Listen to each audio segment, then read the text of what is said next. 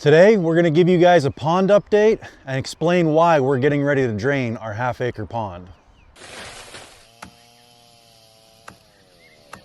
All right, so let's show you guys the status of the pond real quick, and then I'm going to give you a little behind-the-scenes story on what really happened during the construction of this pond, why it's failing, and then we'll talk about the game plan to fix it.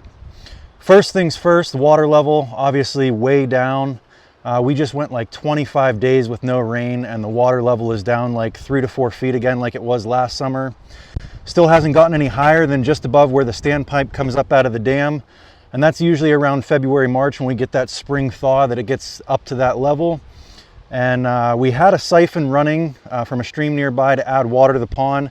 Puts out about 4 gallons per minute, which should be plenty to fill this pond up. But about a week ago, I shut the siphon off because, like I said, we're getting ready to drain it to do some repairs. All of the seeps that we had on the back side of the dam are dry as a bone. So we're able to conclude that, the water has been going back down into the water table and not in through the dam. So that tells me that the dam is good and holding water, but as we were excavating for depth on the high side of the pond here, we started to get down through the clay and into a bit of shaly, bony material, and that's where the water is seeping, is through the floor of the pond. So that is where the pond is today, and I want to tell you what our plan is to fix it. But before we do that, I want to tell you the story of why this pond seemed to have come together so haphazardly. And before we get into it, I do want to disclaim I am not trying to pass blame on to others. At the end of the day, this pond is our pond. It's on our property. I was responsible for overseeing the project and making sure things went smoothly. So at the end of the day, the blame for this pond failing lies solely on my shoulders. That being said, there were a few wrenches and extenuating circumstances that definitely did not go our way. So we started planning for this pond in February of 2021. We did a couple of videos going to visit friends and family who had ponds, looking at designs, shapes, all of that, getting our ducks in a row as far as what we needed for permits, if we needed any. And then we found somebody to do the work in probably April, May timeframe. And this guy knows equipment. He knows how to move dirt. He knows how to build ponds. He had the right experience to do the job. And he seemed interested in doing the job. And when we started talking, I said, all right, well, what time frame would you be available to do it? And he said, well, I've got some things going on. The best time to do it would probably be August anyway, because it's going to be the driest. The water table will be the lowest. So as we start to excavate down, we shouldn't hit any water to create a muddy bottom that we're going to be working in. So that was the plan. We were going to start and break ground in August. And I asked him, I said, well, what kind of equipment are we going to need? I'll get all the rentals and everything lined up so we're ready to go, sometime in August. And this is where I think there was a breakdown in communication, because I knew in my head that we wanted to do about a half-acre to 3/4 acre pond. And I don't think he really understood the scope of the size of the pond we were going to do when he made his recommendation for the equipment. I think he thought it was going to be maybe the size of a swimming pool or maybe the size of 2 swimming pools, not a very big pond. And he said, we'll be okay with just a skid loader and an 8-ton mini excavator. And again, breakdown in communication. I thought there was an understanding of what the size of the pond was going to be, and I guess clearly there wasn't.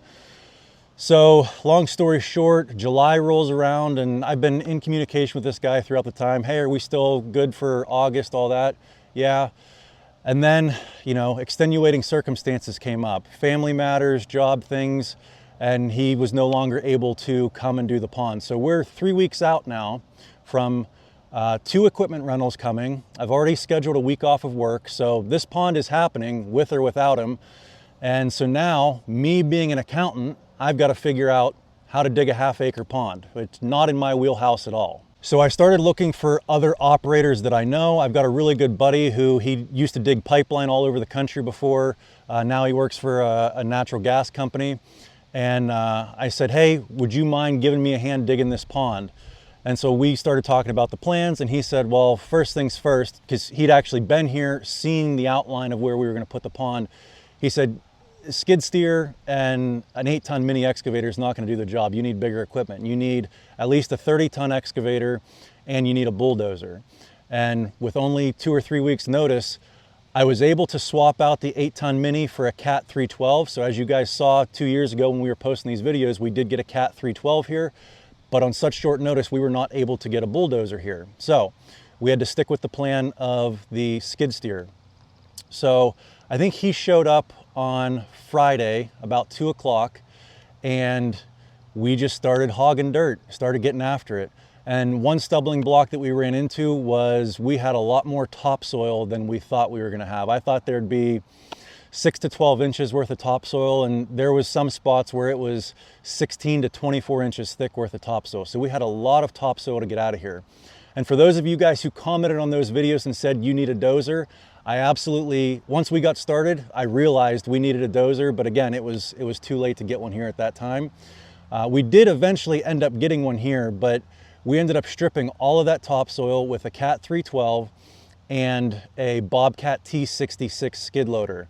And the only reason we were able even to get it done was because neighbor Doug brought his Bobcat T770 over here with the dozer blades. So we actually had 2 skid loaders and a Cat 312, and it still took longer than it would have done if we had just had a dozer here from the beginning. So we scraped topsoil Friday, Saturday, Sunday, and weren't even close to being done. We got rained out Monday, Tuesday, got back after it Wednesday, Thursday, Friday, and just barely got the topsoil done by the time that my vacation week was done.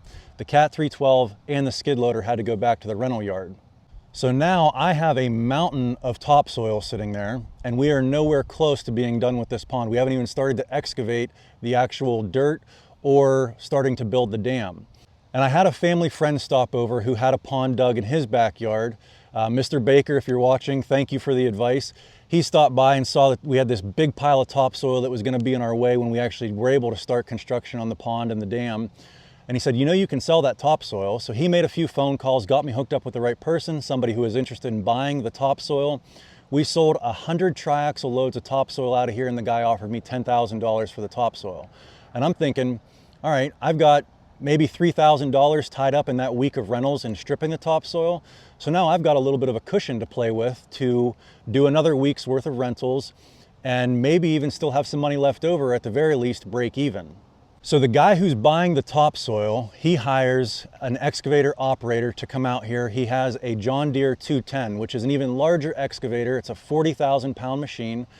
They bring the hoe out here, they get set up. He's got 5 or 6 triaxle loads lined up, ready to haul the dirt, and they start moving dirt. And in between loads, I'm talking to the guy who's running the hoe, and it turns out that it's his John Deere 210. He owns it. He's a farmer, an old farmer. He's about 70 years old. He's got about 1,000 acres and a $250,000 excavator. So in my mind, I'm thinking, okay, this guy knows how to run the hoe. If he's got 1,000 acres, he's probably built a farm pond or two in his day, because, you know, you need irrigation for farms. And so I said, hey, when we get done, you know, trucking all of this topsoil out of here, would you be interested in excavating the pond, building the pond? Because I've got to go back to work and all the equipment rentals have gone back. I don't have the equipment to do it and I don't have the time. And he said, sure. So we start digging, and as we get into this project, I start to realize that maybe he's not the guy that I thought he was. He doesn't have the experience in building ponds. He can run a hoe, but he doesn't know about ponds. And, you know, I'm trying to learn as much as I can to make sure that things are going how they're supposed to. But again, I'm an accountant, and everything I know about building ponds is coming from YouTube. You know, I'm watching Let's Dig 18, Dirt Perfect, Captain Kleeman, and you know, there's only so much you can learn from watching YouTube videos. But it seemed like everybody who puts in a pond, they dig a core trench, they pack it full of clay, and they build a core inside the dam that is extremely hard packed. So I asked him when he started, I said, are we gonna put in a core? Because, you know, that's what it seems like everybody's doing. He goes, yeah, we'll do a core. I said, are you gonna dig a core trench? And he said, no, what we'll do is we'll just scratch the surface underneath where the center of the dam is gonna go, and that's going to allow the virgin ground to bond to the clay that we're gonna put on top of it. That way there's no slip layer where the water can seep in between. I'm like, okay, he had an answer for that, and it seemed reasonable, it seemed to make sense. So, you know, I'm not gonna be the accountant telling, you know, a 70-year-old farmer with a $250,000 excavator how to do his job. I don't want to be that guy. And it turns out I probably should have stuck to my guns and said, no, I really think we ought to dig a core trench. Anyway, so he starts doing that. He starts excavating this side of the pond over here, digging down and bailing all the dirt over to where the dam is going to go. And as he starts placing the dirt where the dam is going to go, he puts about a 3 or 4 foot tall pile where the dam is going to go, and then starts tamping it with the bucket. And again, from watching YouTube, I know it's supposed to be like 6 to 12 inch lifts, because you cannot compact more than about 6 inches worth of dirt at one time. If you put 3 or 4 feet in, you're only going to be compacting that top 6 inches. Everything underneath there is not getting compacted. So that was really where kind of the red flag started going off for me, is that I don't know if this is my guy. So I started looking around for an operator with a dozer that could come in here and maybe salvage what we've done so far. And that's where I got a hold of Madison Heavy Equipment. And John was kind of my knight in shining armor coming here with the dozer. He brought a Cat D5 dozer in here and started shaping everything up, tracking things in, getting the best compaction that he could. But the problem was the foundation for the pond dam, the most crucial, important part, was put in without proper compaction. It was just tamped in with a bucket on the excavator. Granted, it's a 40,000 pound machine. It can put quite a bit of down pressure in, but nothing compared to what a sheep's foot roller or any kind of roller could have done, or even the tracks of a dozer could have done for that matter. So John comes out here. He's the owner of Madison Heavy Equipment, and he is an artist on a bulldozer. That was probably the most fun I've ever had filming, flying the drone around, getting shots of him up on top of the dam and just shaping. He really leaves a nice finish when he's done. And when we were done, the pond looked great. The dam looked great, but the problem is we still didn't have proper compaction. So we started to allow it to fill with water, and within a couple of months we realized, hey, this dam is not holding water. We had seeps on the back side of the dam, and within a couple of months we had John come back out here, and we had him cut a core trench in the face of the dam. That was the only way to really get a core into the dam without completely moving 100 metric tons, a million metric tons. I don't even know how much dirt, but there's a lot of dirt in this pond dam. It's probably 100 feet wide at the base and 10 feet wide at the top.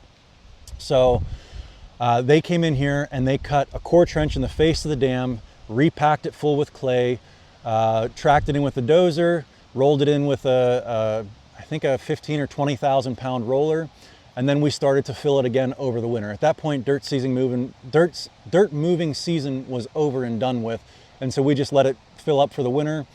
And I thought our problems were solved. I mean, it started to fill up pretty quickly.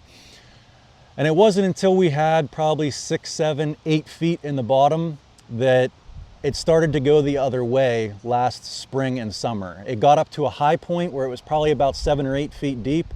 Memorial Day last year was the highest it ever was. We had a great Memorial Day party, people were swimming in it. And then we had a really dry summer last year and it started to go the other way. And at the beginning, I wasn't sure if it was just evaporation or if the pond was truly leaking.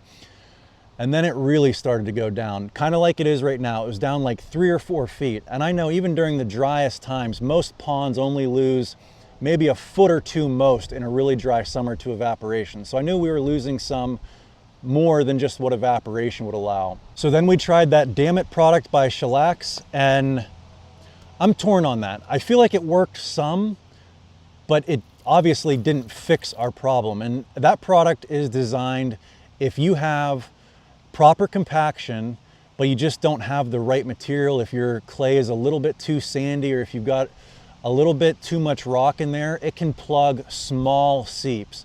But if you have, if the base of your pond is shale or anything like that, it's not going to plug that. It just doesn't have the holding power for the hydrostatic pressure that a pond will build up as it gets deeper and deeper. So that didn't solve our problem. And that's kind of where we're at today, is the pond is in the same situation it was last year. It's about 4 feet lower. So that is how we got into the situation that we're in now. We had an experienced operator who most likely would have built the pond correctly to begin with back out 2 to 3 weeks prior to the start of the project. We had the wrong equipment lined up for rentals. And then we had that 70-year-old farmer who did not put a proper core into the dam. And again, I'm not trying to pass blame on anybody else. Like I said, at the end of the day, this is our pond on our property. The blame falls on me. I should have, I feel like I did a lot of research, but I also wasn't confident in my decision-making and telling that 70-year-old farmer, hey, no, this is the way that it needs to be done. But that is just the series of events that led us to where we are today. And I've talked to a few people, and I think the only real way to truly fix this pond is to completely drain it. And I think we're gonna bring in about a minimum of 30 triaxle loads of clay, smear that around on the bottom, try to get at least 8 to 12 inches of a clay liner blanket in the bottom of the pond. Track that in with the dozer, bring a roller in here, roll it in, get really good compaction all over, because we don't know where the pond is leaking on the floor.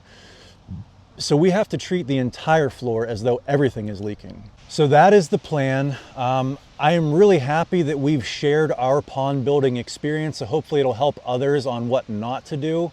We shared our successes, we've shared our failures, and this is real life when an accountant tries to dig a pond. The one thing I will say is I've learned so much from this experience that I think if I were to ever need to build another pond in the future, or if somebody else were to build a pond, I know what not to do, things to look out for, and I think I would have a lot better success in the future for building a pond. And hey, that's what life is all about, right? Learning from your mistakes. And I think the best way sometimes to learn something is to learn it the hard way. And that is absolutely the case with our pond here. But I'm really looking forward in the next couple of weeks to getting this drain down, getting it fixed, and seeing it full of water. This has been a black cloud hanging over our head for the last 2 years. And I'm really looking forward to getting it finished, seeing it full, and being able to move on to bigger and better projects.